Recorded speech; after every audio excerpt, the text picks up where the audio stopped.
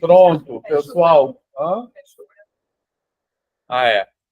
Pronto, vamos lá, pessoal. Começando. Então, hoje, como vocês sabem, o tema da nossa aula, a gente tem o nosso segundo debate temático, cujo tema é educação matemática crítica, né? Assim, a gente tem feito aqui na disciplina aquilo que eu deixo chamar de rodas de conversa, né? Que é mais com foco em determinados contextos educacionais, como educação quilombola, educação indígena, e aquilo que eu tenho chamado de debates temáticos é mais com foco em alguma construção teórica que nos ajuda a explicar esses contextos. Então, uma coisa dialoga com a outra. Essa é a ideia. E hoje nós temos o prazer de receber aqui a professora Amanda Moura, que está ali. Dá tchauzinho, Amanda.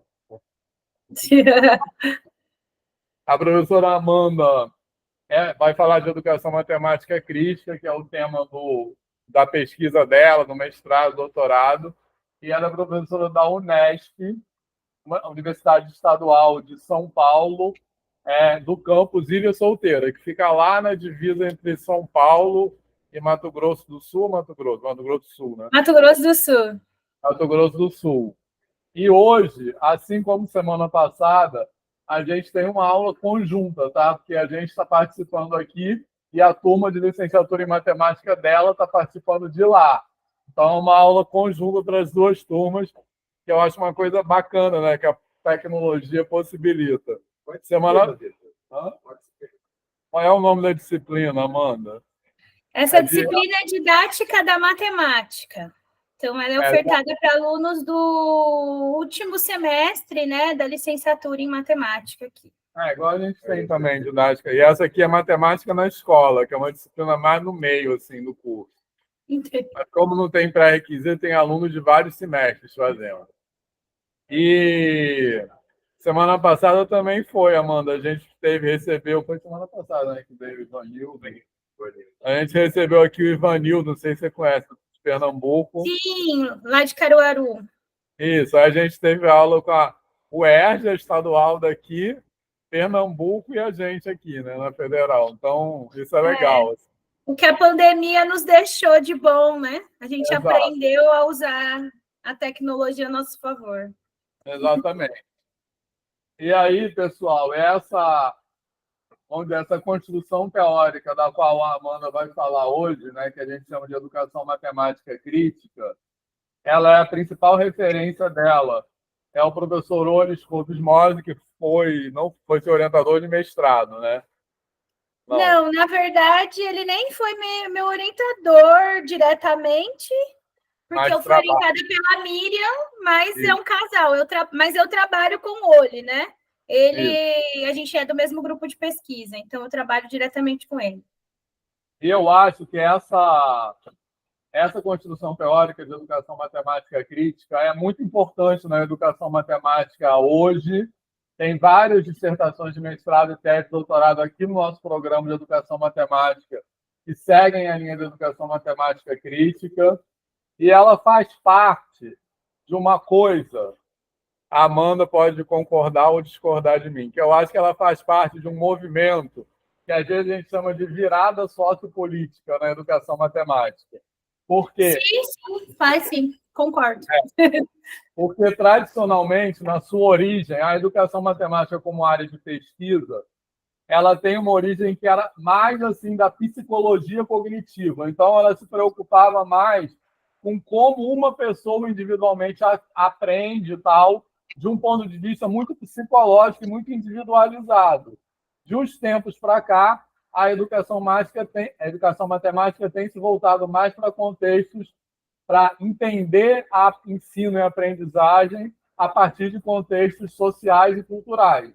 Porque isso não é só a cognição, no sentido estritamente psicológico, que influencia a nossa aprendizagem.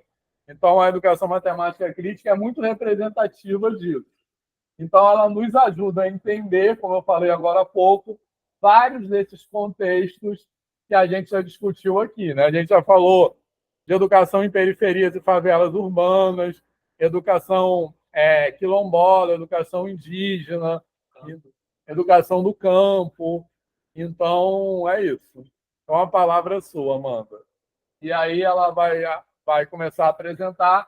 Se vocês tiverem qualquer pergunta durante a apresentação, podem levantar o braço, né? Certo? Por favor. Então, Bom, vamos lá. eu agradeço o convite, né, do Vitor para estar aqui com vocês, né? Como eu falei para os meus alunos que a gente ia viajar para o Rio de Janeiro, eles ficaram sentidos que é só online, mas quem sabe, né, num futuro não muito distante, a gente sai de Ilha Solteira e chega no Rio de Janeiro e vai conhecer o FRJ de forma presencial. Então, eu vou falar sobre educação matemática crítica, que é a perspectiva teórica, né, que eu tenho estudado e me aprofundado aí há mais de 10, 12 anos, né?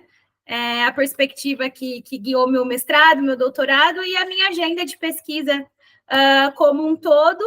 E no final, né, o Vitor tinha falado da gente falar sobre questões raciais, então eu vou falar um pouquinho, né, e tentei trazer um exemplo da escola, né, de como a gente tem lido, né, tem pensado. Eu trago um exemplo de como a gente pensa, né, educação matemática crítica na escola, que eu acho que combina com a disciplina.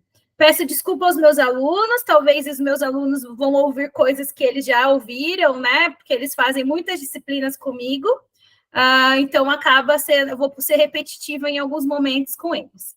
Mas depois vocês contribuem para o debate aqui final. Então, eu começo trazendo, né, sobre a questão que a educação matemática ela é indefinida, né? Então, a gente parte da premissa que o ensino de matemática ele pode potencializar os estudantes ou ele pode despotencializar os estudantes.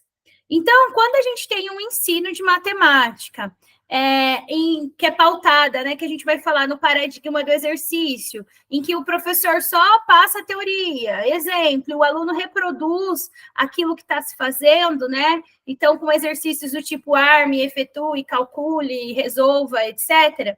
Todos esses enunciados, eles vêm de modo imperativo. Então, a gente está indiretamente expressando ordens, né, para os nossos estudantes. E aí, um estudante condicionado a esse tipo de ensino, ele vai estar aprendendo a quê? A seguir ordem, né? É isso que é o ensino de matemática, que a gente pode falar, essa matemática da tradição, essa matemática tradicional, né, escolar, ela está ensinando indiretamente aos nossos estudantes, né, a seguir ordem.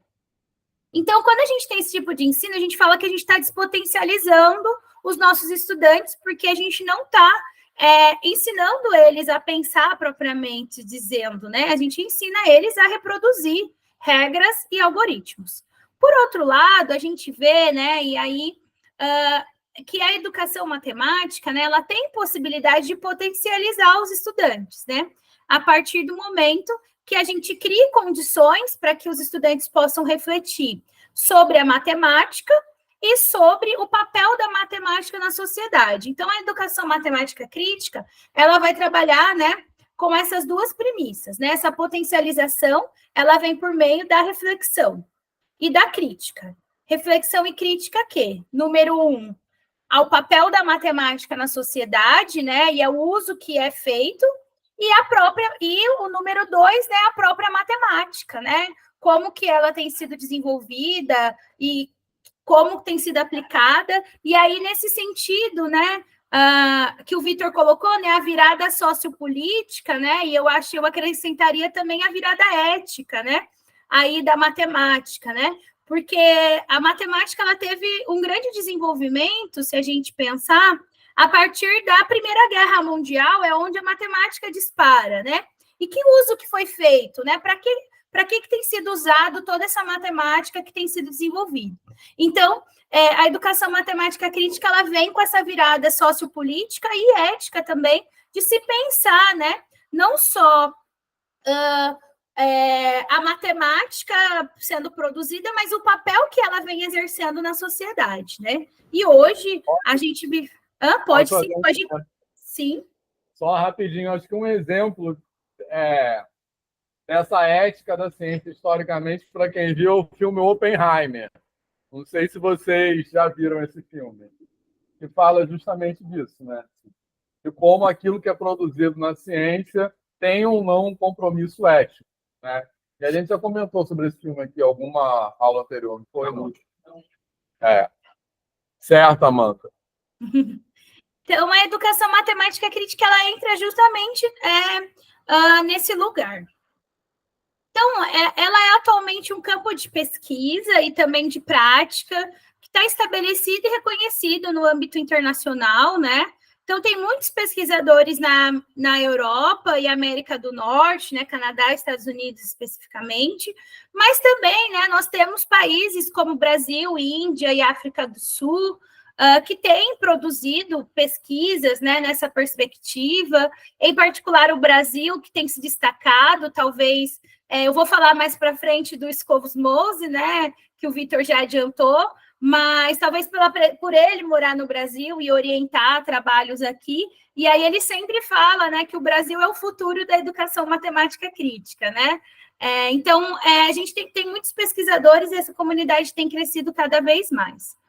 E a educação matemática crítica, ela tem colocado, né, temas relacionados às dimensões políticas da educação matemática e das relações entre educação matemática e sociedade como preocupações centrais em grandes eventos, como, por exemplo, né, o ICME, que é o maior encontro de educação matemática que a gente tem aqui, né, nesse planeta. Aconteceu esse ano em Sydney, na Austrália. É um grande evento, geralmente reúne mais de 3, 4 mil educadores matemáticos, é um evento gigantesco que eu já tive a oportunidade de participar. E a educação matemática crítica que acaba, né, levando esses temas para esses eventos de educação matemática. Eu trago aqui, né, a foto de alguns pesquisadores, que eu tenho um livro que chama Educação Matemática para a Justiça Social, em que ele traz, né, os mavericks dessa perspectiva. E aí ele traz aqui, né, a gente tem o Arthur Powell, a Marilyn Frankenstein, o Eric Goodstein e o Biratan D'Ambrosio, que são pessoas, né, que lá na década, o Arthur e a Marilyn Frankenstein, né, são pessoas que começaram a pensar sobre, eles chamavam de critical mathematics, né, matemática crítica, como uma coisa só, e começaram a elaborar, com uma inspiração muito forte em Paulo Freire, né, então Arthur é um pesquisador americano, mas meio brasileiro, ele vem muito para o Brasil, ele fala português, e o que motivou ele a essa relação com o Brasil foi justamente Paulo Freire. Hoje, ele não trabalha diretamente com isso, né? Ele está pesquisando outras questões, mas a postura crítica, né? Ela está ali implícita no trabalho dele, e no trabalho que ele desenvolve, né? Ele é professor da Rutgers University, em Newark, nos Estados Unidos, e ele desenvolve um trabalho bem legal com os professores lá, né, dessa região que ele mora. Então, mas ele é o precursor, então quem começou, uma das pessoas que trouxe esse termo, né, matemática crítica, né, então ele é um dos precursores, e é importante reconhecer isso aqui. A gente tem a Marilyn Frankenstein, ela mora em Boston, e ela também, né, a Marilyn Frankenstein é a primeira educadora matemática que escreveu um artigo trazendo, né, o artigo dela é bem famoso, que fala a epistemologia freiriana na matemática, onde ela vai falar da importância, né, dessas discussões políticas e sociais para a educação matemática. Então, é o primeiro artigo que faz referência direta a Paulo Freire no mundo, é o artigo da Marilyn Frankenstein. Um pouquinho mais recente, né, a gente tem o Eric Goodstein. O Eric Goodstein é professor da Universidade de Illinois, em Chicago. O Eric Goodstein é uma pessoa que eu trabalhei, né, e tenho relação próxima também, porque ele foi meu supervisor do sanduíche. Então, durante meu doutorado, né, eu fiz uma parte do meu doutorado nos Estados Unidos, e quem supervisionou foi ele. Ele chega, né, ele é uma referência, mas ele vem um pouquinho mais tarde do que Arthur e Marilyn, né, mais na década de 90, e que ele também usa muito Paulo Freire, inspirado no trabalho do Arthur e da Marilyn, e ele tem uma releitura, né, ele reinventa Paulo Freire, na minha opinião, de uma forma brilhante, talvez uma das melhores, na educação matemática. Então, ele traz muito forte essa questão social e política para a educação matemática. Eu vou falar um pouquinho mais da perspectiva dele depois.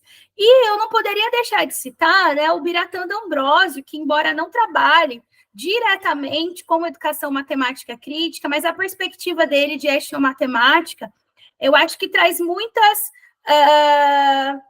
a gente fala que tem muitos nós em comum, né, com a educação matemática crítica, principalmente quando ele coloca, né, que essa matemática eurocentrada que a gente estuda também é uma etnomatemática, né, que é uma matemática de um grupo. Então, que outros grupos sociais e culturais também produzem matemática, e que é importante a gente considerar isso. Então, a educação matemática crítica considera essa contribuição do Biratan D'Ambrosio, embora ele não seja reconhecido, né, dentro dessa temática. E aí eu coloco aqui, né, a nossa estrela maior, né, que é o Oris Cosmose, e o Paul Ernest, né, ele escreve que, embora a educação matemática crítica tenha vários padrinhos, não é exagerado chamar o Oris de pai da educação matemática crítica, porque, de fato, ele é, hoje, né, o pesquisador que mais publica e mais tem contribuído para essa área, né? Então, o Oli, ele fez a tese de doutorado dele pensando, né, nessas coisas. O Oli é matemático e filósofo, ele é dinamarquês, e ele escreveu, né, o doutorado dele, foram 3 livros, onde ele questionava sobre essas questões críticas na matemática. Só que daí isso não era muito levado em consideração. Então, ele foi aprendendo inglês, que ele não dominava muito, e aí, em 1985, ele publicou o primeiro artigo dele. Era um movimento ali, né, de educação crítica, principalmente na Europa, influenciado pela a escola crítica, né, de Frankfurt, mas o Oli também chegou a ler Paulo Freire, ele tem uma inspiração freiriana no trabalho dele também, e aí ele escreve esse artigo questionando, né, o porquê a educação matemática não apenas ignorava a educação crítica, como era incompatível com ela naquela época. E aí esse movimento do Oli e aquele movimento do Arthur e da Mary Frankenstein, eles acontecem mais ou menos na mesma época, mas a gente tem que pensar que é a década de 80, a gente não tinha internet e a facilidade que a gente tem, né, de saber hoje. Uma pessoa publicou um artigo lá na Alemanha, a gente consegue achar pela internet. Naquela época, não era bem assim. Essas coisas, para se juntarem, demoravam um tempo. Então, eles acabam desenvolvendo, né, com ideias bem semelhantes, mas em regiões distintas. E aí, a partir de então, o Oli começa, né, a publicar mais em inglês, ele vai fazer o pós-doc dele lá em Cambridge, e aí ele vai se tornando conhecido. Então, hoje, ele tem desenvolvido as ideias, né, no campo da educação matemática por meio de publicações, né, e na quais são apresentadas uma variedade de concepções e termos-chave, como cidadania, crítica, democracia, diálogo, globalização, guetorização, matemacia, significado, intencionalidade, projetos, foreground, reflexão, incerteza e cenários para investigação, e muitos outros, né? Então, ele tem essa importância, né? E atualmente, esse ano ele ganhou a medalha Hans Freudenthal, né? Que é a medalha que reconhece a importância dele para a pesquisa em educação matemática. Acho que é um dos maiores prêmios que um educador matemático pode ganhar, né? Na vida ali pelo trabalho. E ele foi premiado, né? Esse ano. E aí é que ele tá, eu coloquei a foto dele segurando o livro, que é o penúltimo livro que ele publicou ano passado, porque hoje foi publicado um outro livro, né, dessa mesma coleção da Springer. Agora ele fala, né, de filosofia crítica da matemática. Então, esse é o penúltimo livro que foi publicado ano passado. E aí a minha apresentação tem bastante referência a esse livro. E aí ele vai falar, mas o que é educação matemática crítica? Então ele escreve assim: muitas vezes eu vi professores envolvendo seus alunos em projetos fascinantes que eu consideraria exemplares para a educação matemática crítica. No entanto, o professor pode não ter ouvido falar sobre educação matemática crítica e pode descrever as ideias dos projetos em termos bastante diferentes. Isso está perfeitamente bem. Não estou interessado em tentar delimitar a educação matemática crítica, mas sim nas preocupações e esperanças que são concretizadas por meio de ideias e práticas educacionais. Então, muitas vezes a gente vai falar, né, sobre educação matemática crítica com professores, e aí os professores falam, mas eu faço isso na minha aula. Mas eu faço essa atividade, E essa pessoa nunca ouviu falar, né, em Olhos como Esmos, em educação matemática crítica. Essa pessoa simplesmente faz aquelas tarefas porque é importante ver como importante, né, para aquela turma, como uma forma, né, de conectar a matemática com a realidade dos estudantes, a partir de uma percepção pessoal mesmo ali, de preocupação, né, com aqueles estudantes enquanto, né, cidadãos, etc.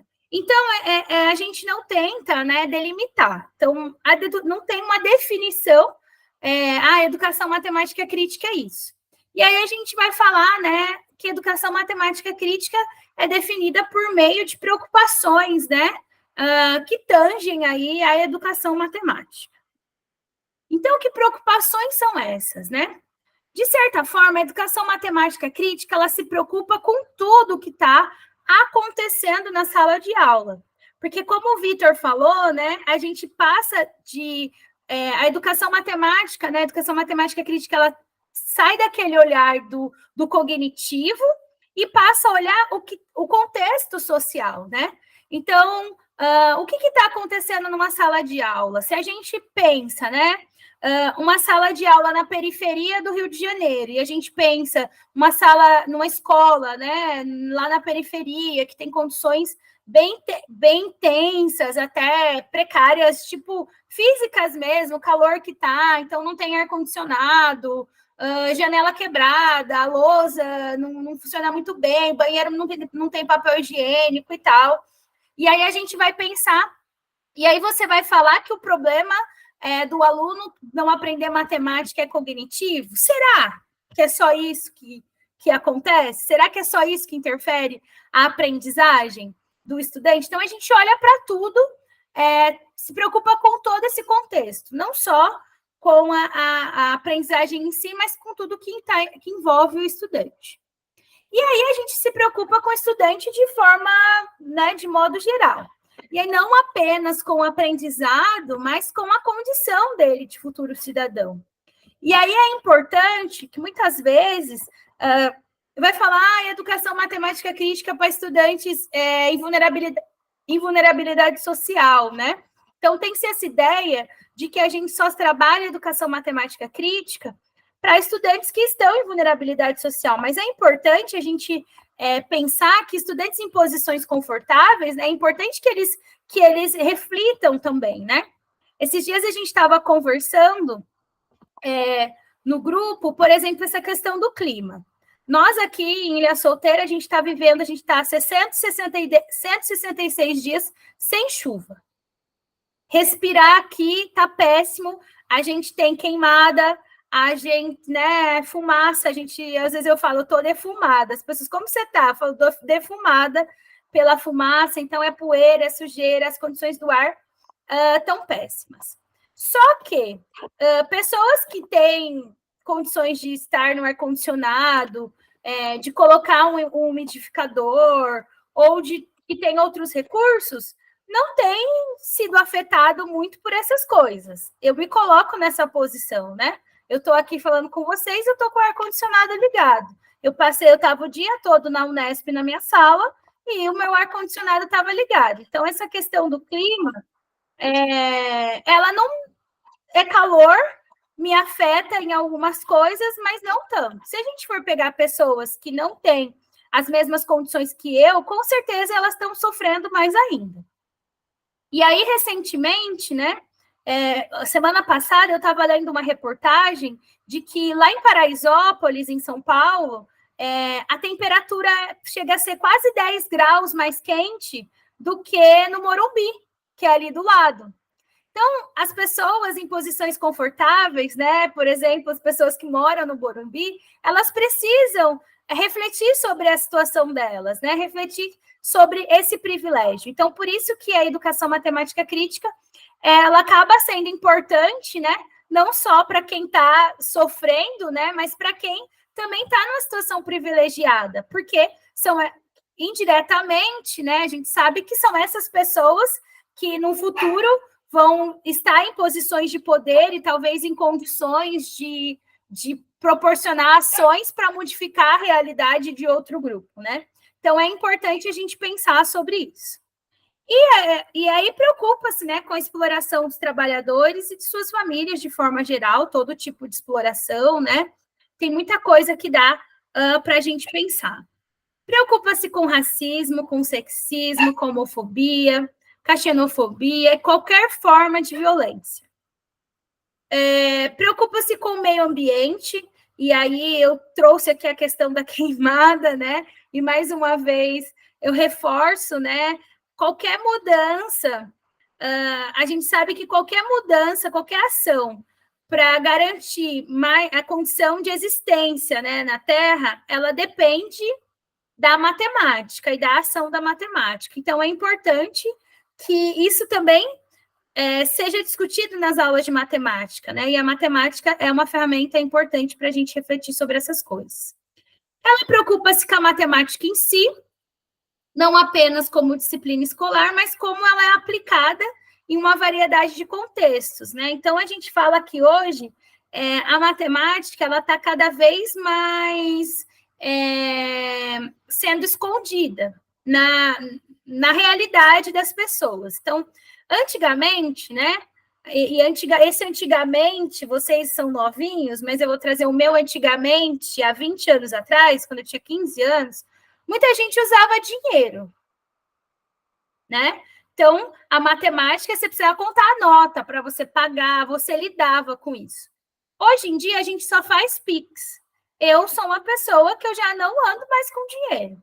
Então, a matemática indireta ali, de você ter que contar, de dar troco, ela já perdeu isso. A gente vive em situações cada vez mais matematizadas, né?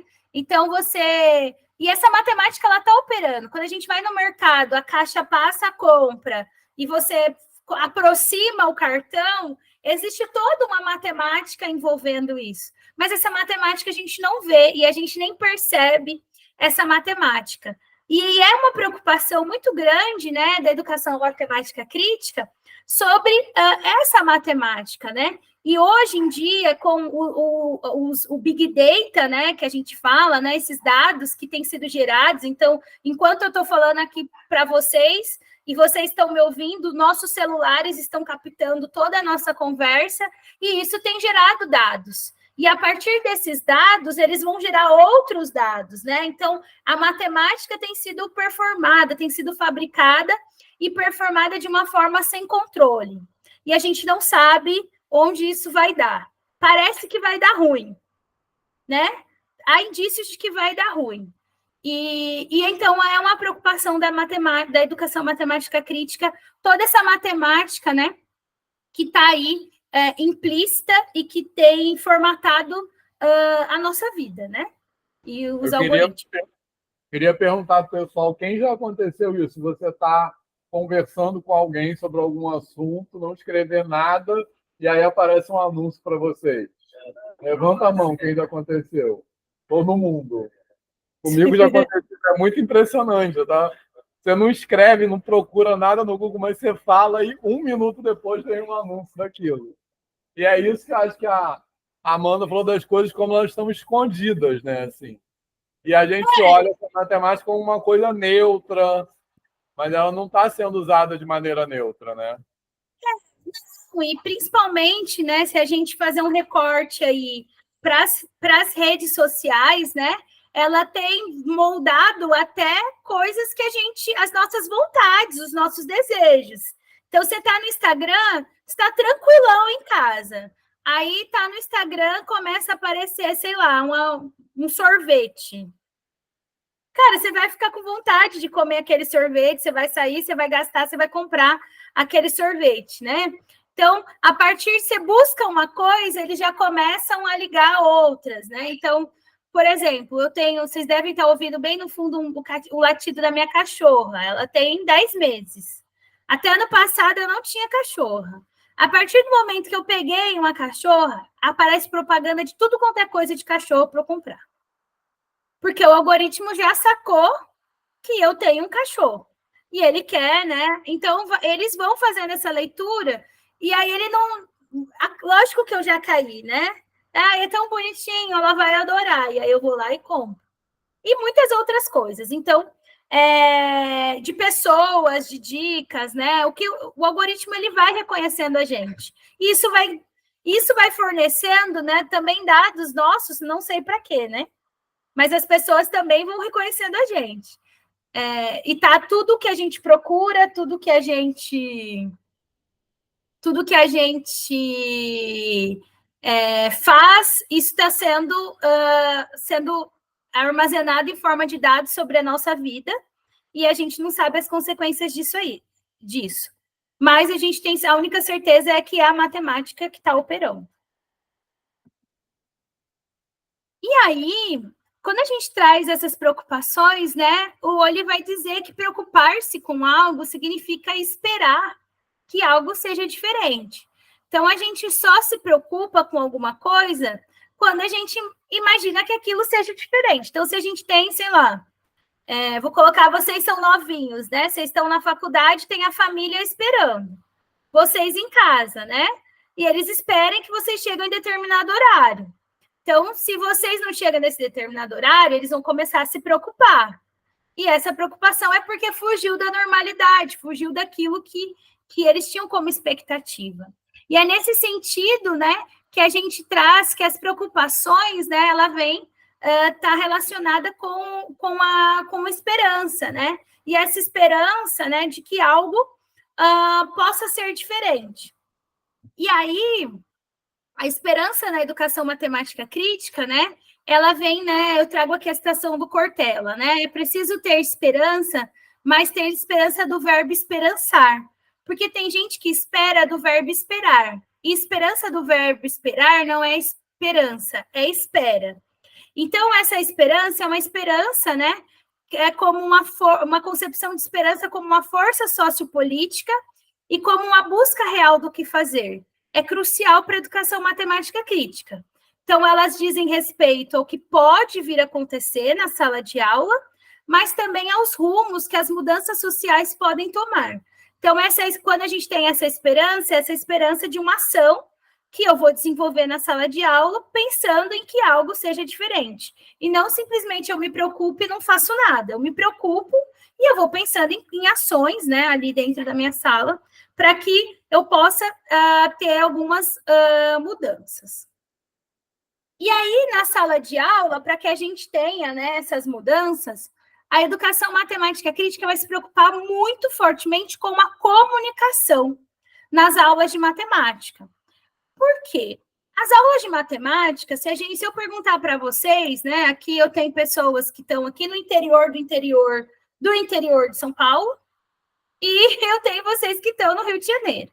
Mas talvez vocês poderiam descrever a aula de matemática, né, a maior parte das aulas de matemática que vocês tiveram, da mesma forma. O professor chega na sala, passa alguma teoria, dá alguns exemplos, alguns exercícios para fazer.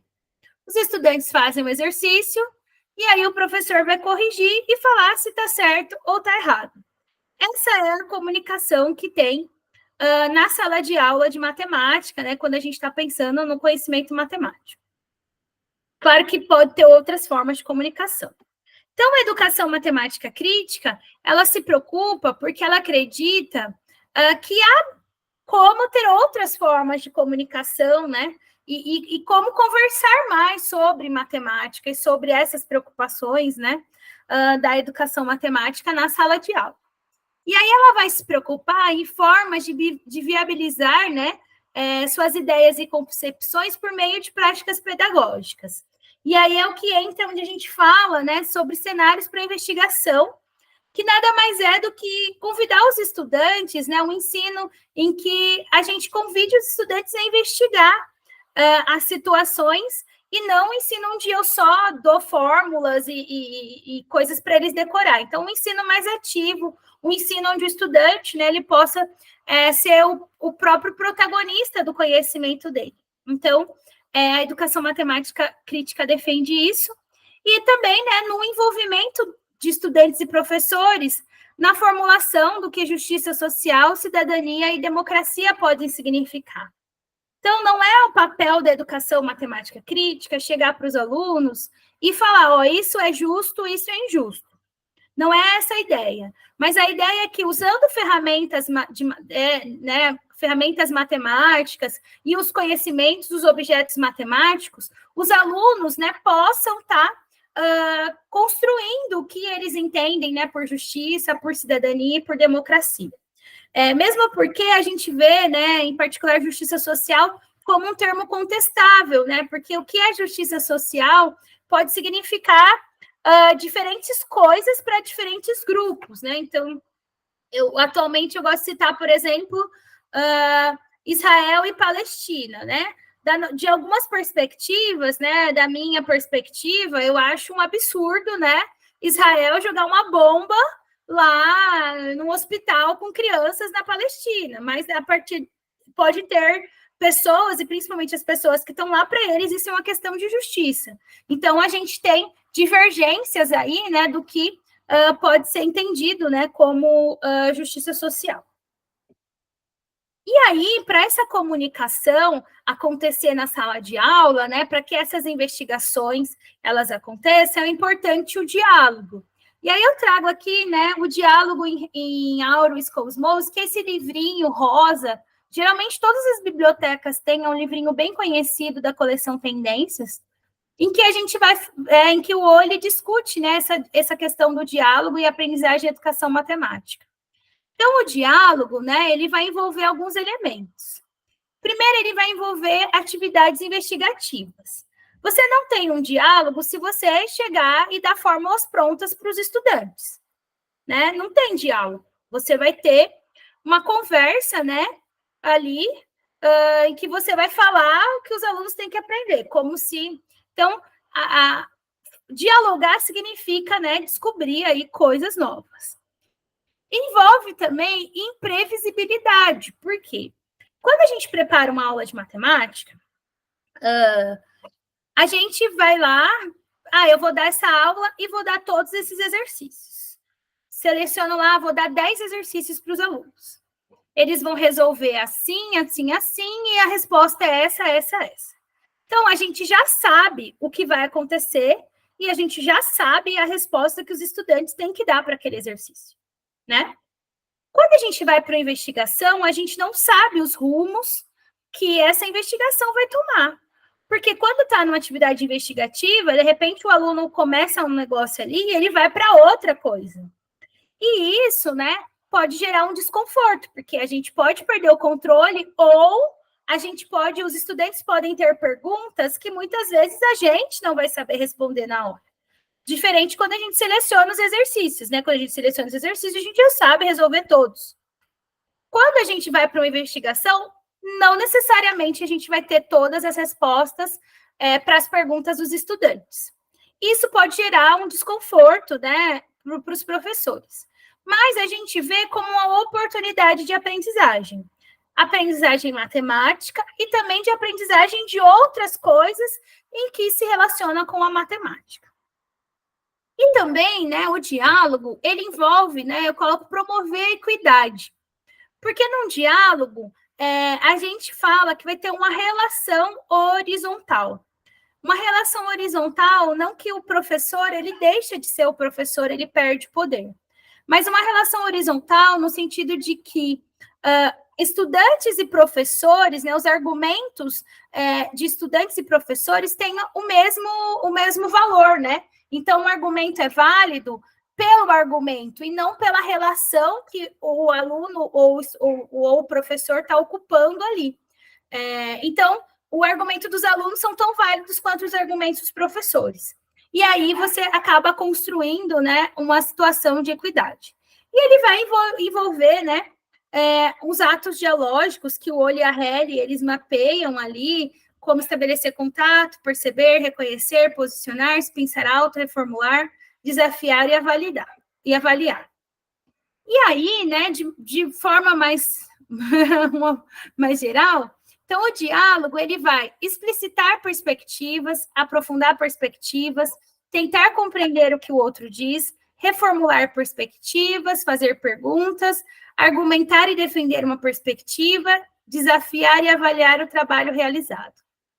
Eu destaco aqui esse tentar compreender o que o outro diz e esse fazer perguntas, porque isso é essencial, né, para a relação, para que educação matemática crítica e para qualquer relação que um professor tem que criar com um estudante.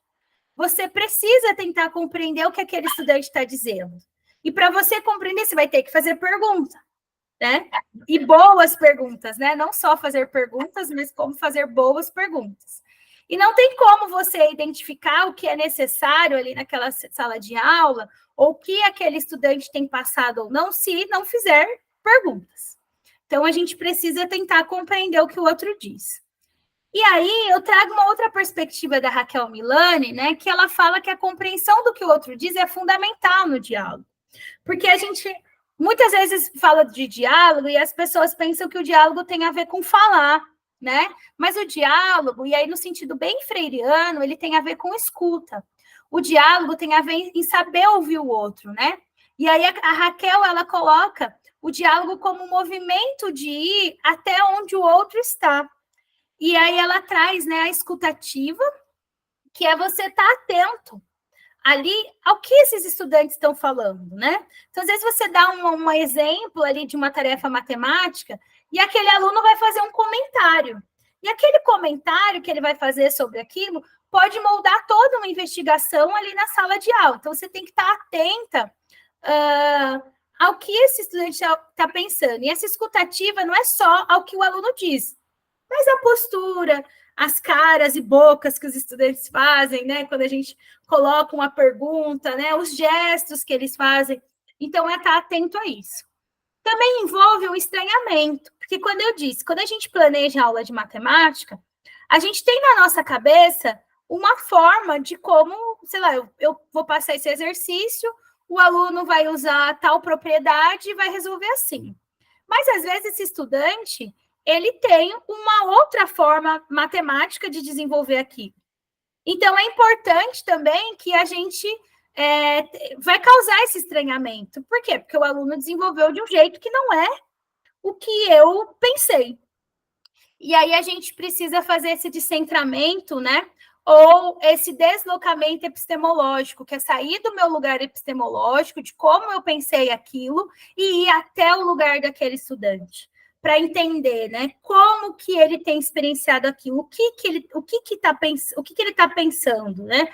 O que ele pensou para escrever ou para falar o que ele falou, o que ele fez ali naquela tarefa. Então, para a educação matemática crítica ser desenvolvida em sala de aula, a gente precisa desse movimento de diálogo. E aí a gente precisa que essas coisas, né, estejam bem definidas, porque senão a gente não vai conseguir entender o outro. E sem entender o outro, nada vai bastar, né? Os alunos não vão se sentir compreendidos e aí vai ser em vão a nossa tarefa. E aí, né, o Vitor falou que queria que a gente discutisse aqui um pouco mais sobre essas questões da educação matemática crítica e como isso pode dar subsídio, né, para a gente estar discutindo sobre questões raciais. E aí eu estava pensando, eu falei para o Vitor que eu ia fazer uma coisa e aí eu acabei fazendo outra, que eu achei mais coerente com a proposta. Então, essa questão, a discussão das questões raciais na educação matemática crítica, ela é muito recente, né?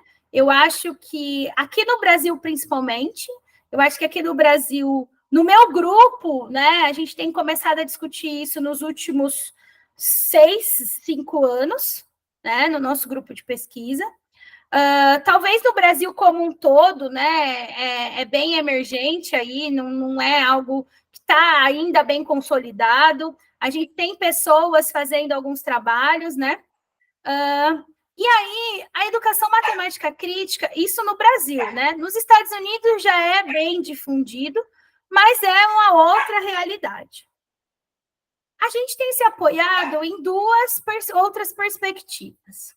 A primeira perspectiva, né, o ensino e aprendizagem de matemática para a justiça social, e a segunda é a teoria crítica da raça, né, ou teoria crítica racial. Eu traduzi aqui como teoria crítica da raça, mas vocês podem ver em alguns lugares como a teoria crítica racial, porque isso vem de Critical Race Theory, né, do inglês. Então, cada pesquisador aqui tem traduzido de uma forma. E aí, né, o ensino e aprendizagem de matemática para a justiça social, a gente tem, eu falei do Eric Goodstein no começo, e eu falei que eu ia voltar. Então, a gente tem esse livro do Eric Goodstein, que é Lendo e Escrevendo o Mundo com a Matemática, né? Rumo a uma pedagogia para a justiça social.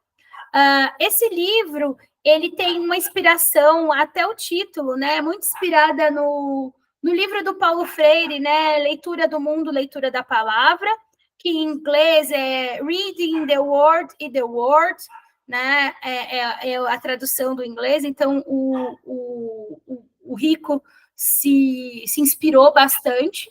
E nesse livro, o Rico, ele relata uma experiência dele, ele já era professor da universidade, e ele foi trabalhar, né, em uma escola da periferia de Chicago, com estudantes latinos, né, em uma condição bem difícil, e aí ele foi usar a matemática, né, para os alunos entenderem essa realidade, e esse livro, ele começa descrevendo, né, um projeto dele em sala de aula, em que ele está com os estudantes, e é 11 de setembro de 2002, logo um ano após, né, o incidente das Torres Gêmeas.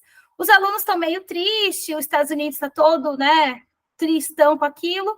E aí ele pergunta, né, tem um aluno que está mais triste. E aí ele vai e pergunta por que aquele aluno está tão triste assim. E aí ele fala que é porque o irmão dele está na guerra no Afeganistão. E aí o Rico pergunta, mas por que seu irmão foi para a guerra? E aí ele fala, meu irmão foi porque a gente não tem condições de pagar uma universidade. Não sei se vocês sabem, mas nos Estados Unidos, para estudar em qualquer universidade, seja pública, seja privada, uma pessoa precisa pagar, em média, 50, 60 mil dólares por ano. Né? Então, vocês que estudam né, aqui de graça, que têm auxílio permanente, então, não é realidade, né, dos estadunidenses. E aí, o governo americano, eles fizeram um acordo, né? Se você vai para a guerra e volta vivo, você vai ganhar a faculdade, né? Você não precisa pagar. E aí, muitas pessoas foram para essa guerra pensando, né, se eu sobreviver, é uma forma de eu garantir aí, pelo menos, o ensino superior. E aí o Rico, ele vai fazer um trabalho, isso desperta o interesse dele, e ele junta os estudantes para refletir sobre isso, e a partir desse momento, eles vão ver a bomba, né, que é a bomba K-12, que está sendo, né, naquela época, os Estados Unidos jogando 10, 12 bombas por dia no Afeganistão, e os alunos veem que uma bomba, o preço de uma bomba, custearia a universidade, né, o ensino superior da escola toda. E os Estados Unidos estão jogando 10 bombas. E aí vão se discutir sobre quais são as prioridades, né, do governo e todas essas situações. E aí ele vai narrando outras experiências, mas esse é como ele começa o livro. E foi quando eu me apaixonei, né, por esse livro. Falei, nossa, que legal, né? Eu quero ser uma professora de matemática que faça isso na sala de aula, que eu achei muito, muito legal. E aí ele vai falar, né, e aí, em resumo, o que é esse ensino de matemática para a justiça social? Ele fala que a educação matemática para a justiça social é usar a matemática para compreender e mudar o mundo e, através do processo de aprendizagem, aprofundar seus conhecimentos sobre matemática e a sua realidade social. É uma epistemologia do aprender fazendo, mas o fazer tem a intenção explicitamente política de transformar a sociedade em direção à equidade e à justiça. E aí ele ressalta, né, que os estudantes precisam ser preparados através da educação matemática para investigar e criticar a injustiça e para desafiar, em palavras e ações, atos e estruturas opressivas. Então, isso significa ler e escrever o mundo com a matemática, né? Então, é usar a matemática para os alunos entender as situações e, a partir do momento que eles entendem, eles, né, se tornam, né, donos da própria história e podem desenvolver ações para mudar aquela situação. Outra teoria que a educação matemática crítica tem se apoiando é a teoria crítica da raça, né? E aí eu trago algumas premissas aqui, que eu não vou me aprofundar muito, porque eu sei que daqui a pouco a gente tem um intervalo, estou preocupada com o tempo. Mas que ele vai falar, né? Para essa teoria crítica da raça, né, a gente traz o racismo, ele não é uma coisa anormal, né? O racismo é a normalidade, a sociedade, o normal da sociedade é a sociedade racista, né? E o Silvio de Almeida vai falar bastante isso, né? Quando ele vai falar de racismo estrutural. Ele traz essa convergência de interesses. Então, se há alguma coisa beneficiando algum estudante negro, né? Por exemplo, a gente vê hoje a questão das ações afirmativas na universidade, ou se a gente vê pessoas negras, né? Hoje tem muita discussão, e uma marca chama, né, pessoas negras para representar, para fazer comercial, com certeza essa pessoa branca está levando vantagem em relação a isso. Ela tem, né, essa desconstrução, né, dessa neutralidade legal. Então, a justiça, ela não é neutra, né? Então, muitas vezes, a própria justiça, o direito, né, ele opera contra, né, as questões de raça e contra as pessoas negras. Então, não tem essa ideia de que foi julgado pela justiça, então a justiça é neutra. Não. Existem muitos... A gente sabe, né, no Brasil principalmente, né, que as pessoas negras são julgadas de uma forma especial. As narrativas e contranarrativas, né, então leva-se em consideração as pessoas, a história das pessoas negras, né, a voz delas, as suas histórias e tal. A interseccionalidade, que tem sido talvez um dos conceitos que mais tem sido desenvolvidos, né? Você olhar não só pela experiência de raça, mas que a gente entende que a experiência de raça só não é suficiente. Então, a gente vai ter um homem negro, ele tem uma experiência, a mulher negra, ela tem uma outra experiência. Um homem negro gay, a experiência dele na sociedade é totalmente diferente. Uma mulher trans negra, a experiência, né? Então, vai olhar para a interseccionalidade e para a pessoa, né? Para essa diferença da pessoa em si. Vai olhar também para o contexto histórico e social, né? O racismo ele não pode ser entendido fora do contexto, e até por isso a gente não pode olhar para o que está sendo feito lá nos Estados Unidos e tentar copiar aqui no Brasil, porque os Estados Unidos têm uma história, o Brasil tem uma história completamente diferente, né? Então, não dá para a gente comparar. Claro que acaba sendo inspiração, mas não dá para a gente copiar ou falar como se fosse a mesma coisa, porque são experiências diferentes. A crítica, né, ao liberalismo e essas abordagens liberalistas que acabam fortalecendo, né, que esse racismo aconteça. E o compromisso com a justiça social, né? Então, a teoria crítica da raça, ela tem esse compromisso que, de fato, haja uma mudança, né?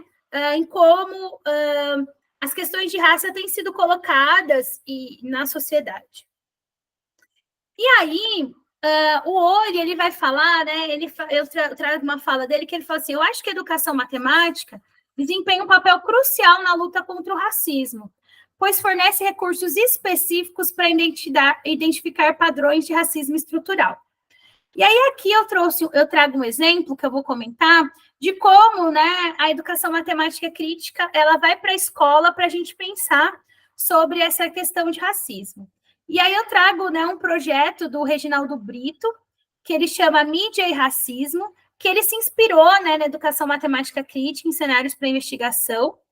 E ele desenvolveu esse projeto, ele já desenvolve esse projeto há muitos anos, E aí, o que ele faz? Né? Ele formou grupos, né, de pesquisa entre seus alunos que vieram, né, de bairros pobres e a população majoritariamente negra, né, lá da cidade dele. E aí, a ideia desse projeto é investigar a visibilidade de pessoas negras em revistas que circulam no Brasil. Então, se a gente folhear, né, casualmente revistas, pode-se ter a impressão de que a maneira como diferentes grupos de pessoas são retratados não é tendenciosa. No entanto, essas impressões casuais podem ser investigadas de forma sistemática. Então, de repente, a gente olha assim, né? Antes, né? Agora eu já olho, mas antes de ter contato com essa pesquisa, eu não olhava. Então, você vai olhando a revista, você vai vendo, ai, que bonita essa família do comercial de margarina, né? E tal. Você vai passando e não vai prestando atenção em algumas coisas. E aí os alunos eles foram divididos em grupos e receberam a tarefa de coletar, né, fotografias de pessoas mostradas em revistas durante o período de uma semana. Então eles tinham que olhar revistas diferentes e ver, né, essas pessoas. Então no começo elas tinham a tarefa de olhar se a pessoa era negra ou branca. E aí eles não consideraram outras etnias, eles só pensaram em pessoas pretas, pessoas negras e pessoas brancas. E aí, depois que eles investigaram essas pessoas, foi dada uma outra tarefa. Olhar, né, se elas estavam em um ambiente, né, que a gente poderia classificar como positivo ou negativo. Então, como que essas pessoas têm sido retratadas? É de uma forma positiva ou de uma forma negativa? E aí, né, um exemplo de um dos anos que ele fez isso, das 41 fotos coletadas por um dos grupos, no primeiro ano do projeto, 36 mostravam crianças brancas, enquanto 5 mostravam crianças negras. Das 35, né, apenas uma das 35 brancas, não, das 36 brancas, né, uma só em situação negativa, e das 5 fotos de crianças negras, 3 apareceram em situações positivas, enquanto 2 apareceram em situação negativa. Na verdade, acho que é o contrário. Acho que é 3 em negativo e 2 em positivo. E aí, a partir dessa observação, ele foi pensar, né, num construto sobre os graus de visibilidade, né? O quanto que essas pessoas negras estão aparecendo e o quanto elas aparecem em contextos positivos ou contextos negativos. E aí eu trago esse exemplo porque é um projeto simples que a gente pode fazer na escola, né? E que abre espaço para discussões maiores, né? Então, por exemplo, por que alguns grupos de pessoas são mais visíveis nas revistas do que outros? Como tais prioridades ocorrem? O que tais prioridades implicam para as percepções de pessoas negras? E aí, né, a partir dessas discussões, né, nessa pesquisa, os alunos foram criar um algoritmo, né, para pensar nesse grau de visibilidade. Então, esse construto envolveu a construção de um algoritmo. Então, houve muita matemática, né, envolvida aí nessas discussões. E aí, né, tais questões, a gente sabe que elas estão fazendo alusão, né, ao fenômeno que a gente conhece como racismo estrutural. E aí, quando a gente olha para a revista, né, podemos não estar lidando com questões com formas abertas de agressões racistas, mas com racismo atuando por meio de prioridades implícitas, preconceitos embutidos, interesses comerciais e suposições estéticas. Então, o cenário, né, para a investigação mídia e racismo ilustra que a matemática pode ser uma ferramenta importante para identificar padrões de racismo estrutural e, além disso, que os processos de investigação, diálogo e crítica estão conectados e entrelaçados. E aí eu acabo a minha fala aqui. Eu acho que eu trouxe um monte de coisa para a gente discutir e acho que talvez vocês precisem de um intervalo. Mas obrigada.